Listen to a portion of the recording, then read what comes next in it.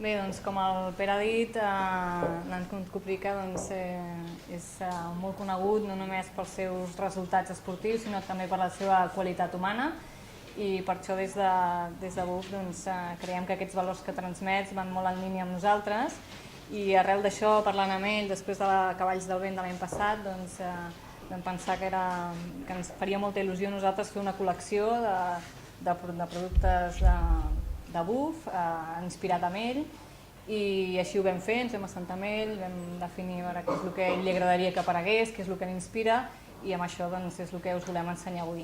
Per començar veurem un vídeo que ell ens explica des d'allà a Boulder, Colorado, com va sorgir aquesta col·lecció i una mica d'on ha vingut tota aquesta inspiració amb els Flatirons, per què va decidir aquest lloc com a cosa que volia que il·lustréssim en la seva col·lecció.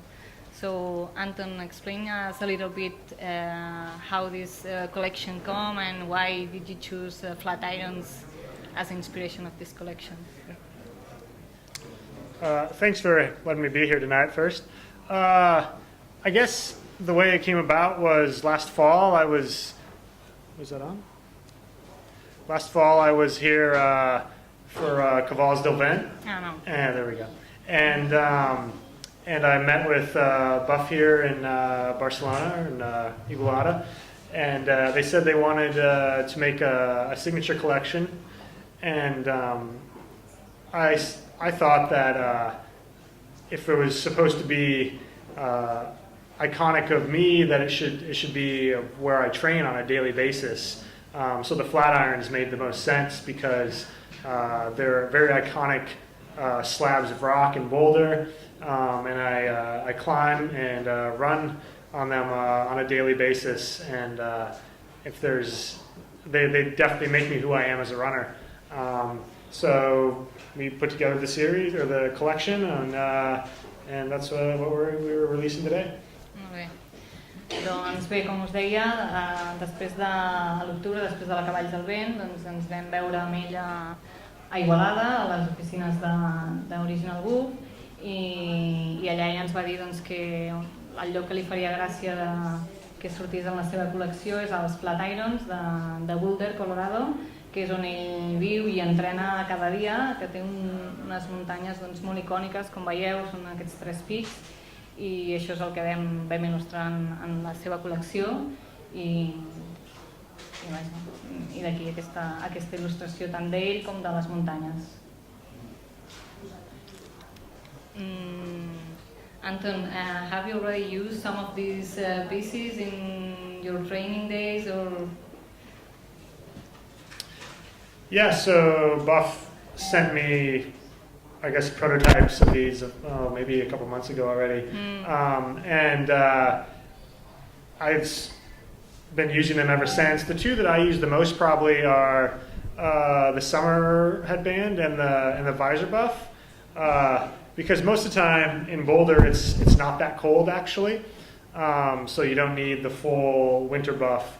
And I use the visor buff when it's sunny out and I want to be able to keep the sun out of my eyes, but then it's really versatile because when I'm in the trees or running technical trail, I can flip the visor up and have an unobstructed view of my surroundings. And then in the winter, the half buff or the summer buff is plenty. You don't need the visor because it's usually not as sunny out. And you can also use it just like any buff around your neck or your wrist or whatever. Bé, doncs ell ens explica que sí que els ha provat, que fa un parell de mesos els va rebre allà a Boulder i que utilitza principalment dos, que és el headband que tenim aquí, que se'l posa per pujar a les muntanyes, per tapar-se una mica les orelles i quan fa una mica de fred, i llavors també utilitza bastant el visor buff, que és aquest que té la visera, que li serveix tant per tapar el sol i que se'l puja cap amunt per quan necessita veure millor el camí. Doncs ara, si us sembla bé... Li voldria exposar una situació hipotètica sobre un objectiu meu, a veure com l'enfocaria ell. S'imagina que és un noi de 9 anys, té temps per poder córrer, entrenar, i l'any que ve fer el camí de Santiago corrent en res. Com tocaria a nivell general? És a dir, com augmentar els grups d'entreno, temes de descans i això. Imagine that you are a guy of 19 years old, 19? 19, yeah. And that you want to prepare to do the Camino de Santiago. Do you know what it is? Running? Yeah, is it 900 kilometers maybe? 900? Yeah. And what would be your recommendations to train or to prepare the race? I think the most important thing would be to be very consistent in your training, because I imagine when you're on the trail, it'll be day after day of high mileage. So you're going to want to put together a few blocks of training where you do multiple days in a row of high mileage, high volume. Obviously, you can't prepare perfectly for something that long, but this will give your body an idea of the stress that it's going to come under. Consistent i constant en el teu entrenament per preparar-lo molt bé, que el millor és que et preparis per blocs, no? Per assumir petits objectius i anar molt ben preparat per tota l'activitat.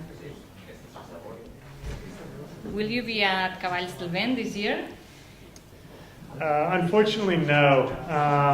There's the Skyrunning World Series final is in USA this year in Colorado. It's in my home mountain, so it's the same day as Cavalls del Vent. Diu que no, que aquest any no podrà ser-hi perquè li coincideix amb una cursa que és la final del circuit mundial de Sky Races a Estats Units.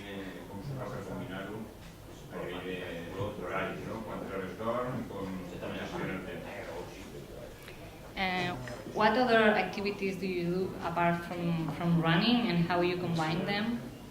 And how many hours do you sleep, or your daily? Yeah, General skills.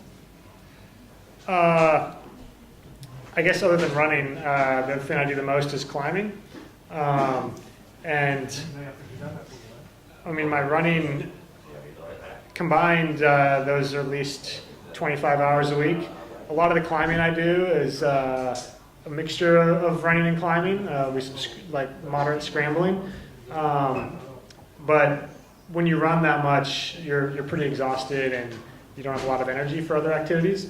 And my daily schedule is generally I wake up and I'll do a 2 or 3 hour run, eat lunch, and then in the afternoon do another hour or so of running or climbing. So 4 hours. 2, 3 or 4, yeah. Realment ell corre moltíssimes hores, unes 25 hores a la setmana, i llavors això doncs, no li permet fer gaires més activitats. A part de córrer, ell el que també fa és escalar i combinar les dues coses, però realment principalment és córrer. El seu horari doncs, és entre 3 or 4, you said? 3 o 4 hores al dia de córrer, o sigui, primer in the morning 2 hours, 2 hores al matí, dina, i després encara fa 1 o 2 hores més.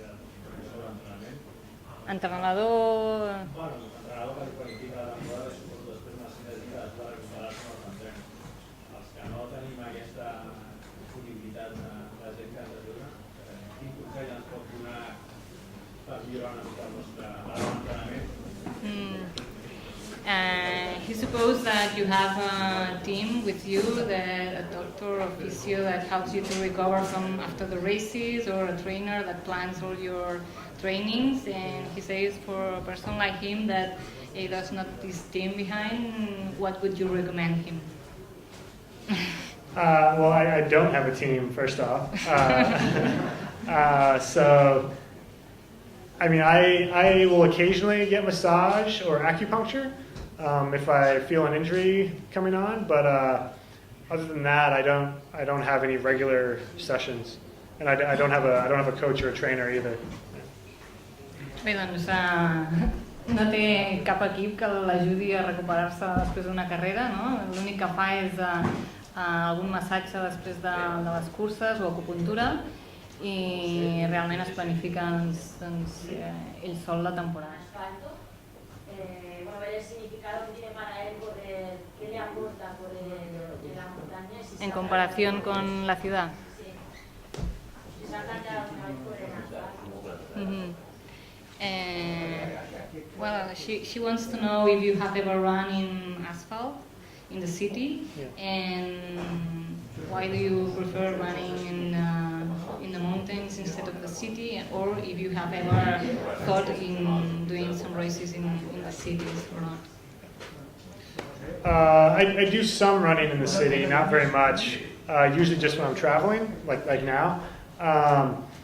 But I prefer running in the mountains because it's much more peaceful. There's no exhaust from cars. There's no cars.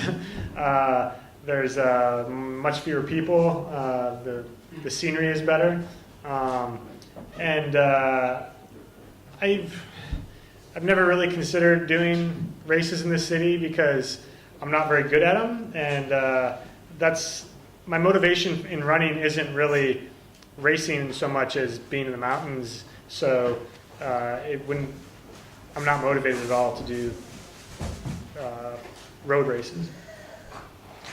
Bé, doncs ell realment només corre per la ciutat quan està viatjant i no té disponibilitat d'estar a la muntanya. Realment no s'ha plantejat mai fer curses en ciutats, primer perquè no li motiva i també perquè diu que no és el seu, no és bo en aquesta modalitat, i que realment ell amb el que disfruta és sentint la muntanya, no? I la natura. Sobre la seva alimentació, tant en cursa com en el dia a dia, si té una mania o hàbits.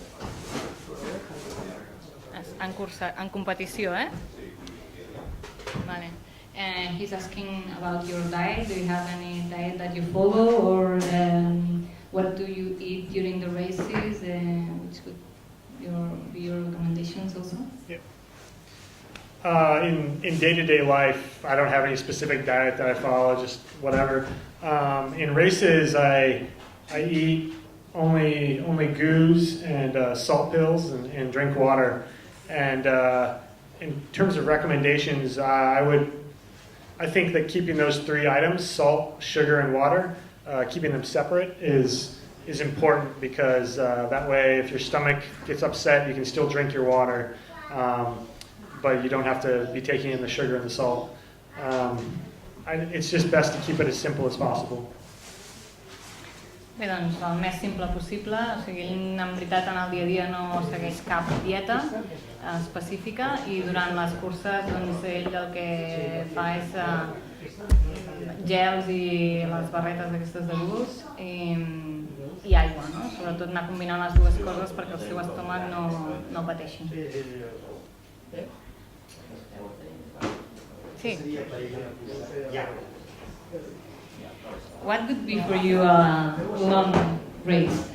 What would be a long race? What would be for you a long race? How many kilometers? Yeah. No, kilometers. 160 kilometers or more is a long race. Una cursa de 160 quilòmetres seria per ell una cursa llarga.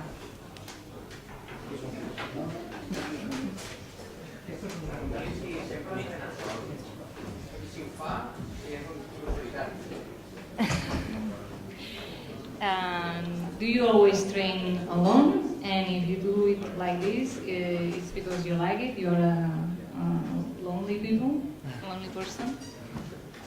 I don't always train alone, but I think I mostly prefer to train alone, though, because that way I can go my own pace and I don't feel pressure from the other person I'm running with, and I guess that's the main reason that I train alone most of the time. And the people who I do train with, I get along with them very well, and it's never a competition during training, which I like to avoid. No sempre entrena sol, però sí la major part del seu temps, i si ho fa doncs, amb algú, doncs és amb algú que realment es porta molt bé, que no competeixen quan fan curses, i perquè realment ell el que no vol sentir és pressió ni poder seguir el seu ritme.